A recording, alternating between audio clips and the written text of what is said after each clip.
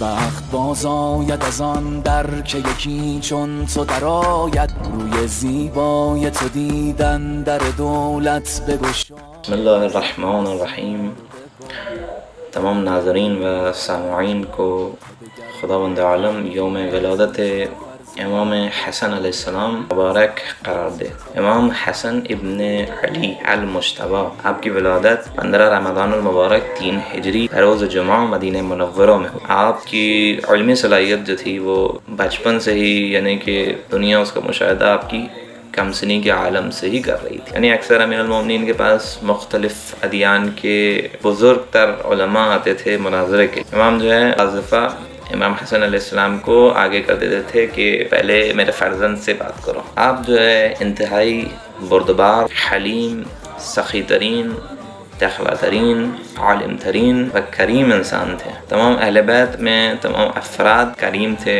اہل بیت علیہ السلام میں تمام تر افراد کریم تھے، اس میں آپ سب سے زیادہ کریم تھے، لہذا آپ کو کریم اہل بیت بھی کہا جاتا تھا. جس طریقے سے محسن اسلام جناب خدیجہ ہیں، اسی طریقے سے تمام تشیع پر امام حسن علیہ السلام کا احسان ہے.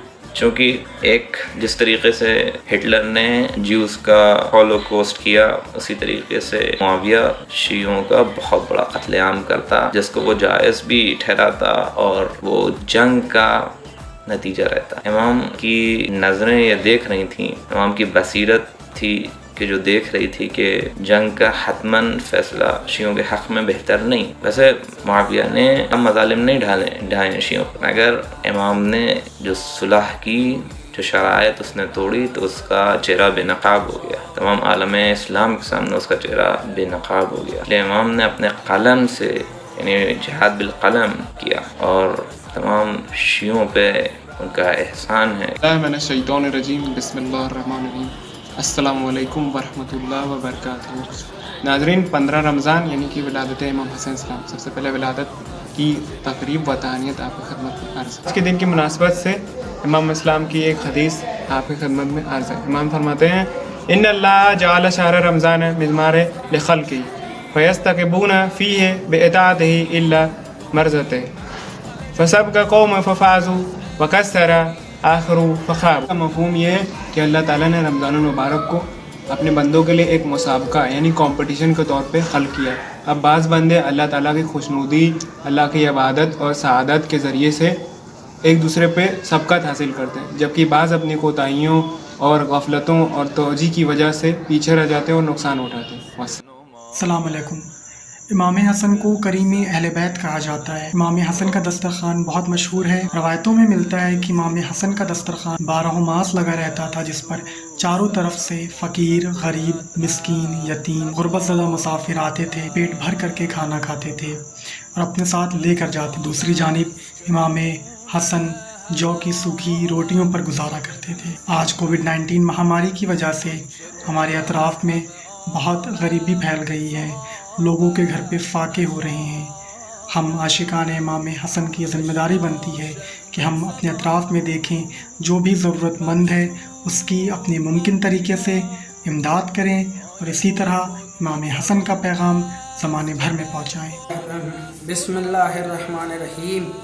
یہ ماہ رمضان جس کے آخری عشرے میں صامت قرآن آیا، اس کے وسط میں ایک ناطق قرآن آیا. یہ وہ بادشاہ ہے جس نے رسول کو ابو جہل کے تانے سے بچایا. یہ وہ ستارہ ہے جو رسول کے ابتر کا تانا سننے کے بعد رسالت کی پاک آنکھوں سے ٹپکتے ہوئے پاک قطروں کی نرمی کی قسم کھاتے ہوئے اللہ نے جبریل سے اور جبریل نے اللہ سے جو وعدہ کیا، اس وعدے کا اثر انا آتینا کل کوثر کا وارث بن کے محجبین رسالت سے امامت کی آغوش میں چمکا.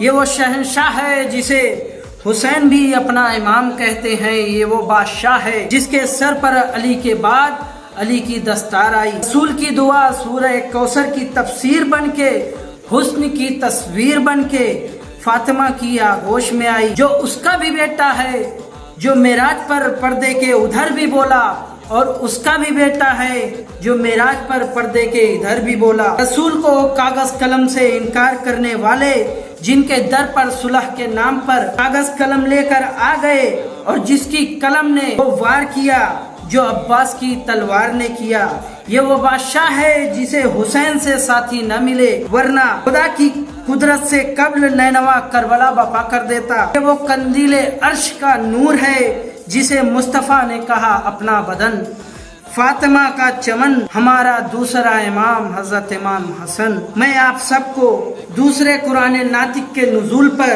یعنی بادشاہ جن و انس، امام مشرق و مغرب، بادشاہ باد مرد خیبر، دین حق کا علمبردار، سبط اکبر کی ولادت با سعادت پر مبارکباد پیش کرتا ہوں۔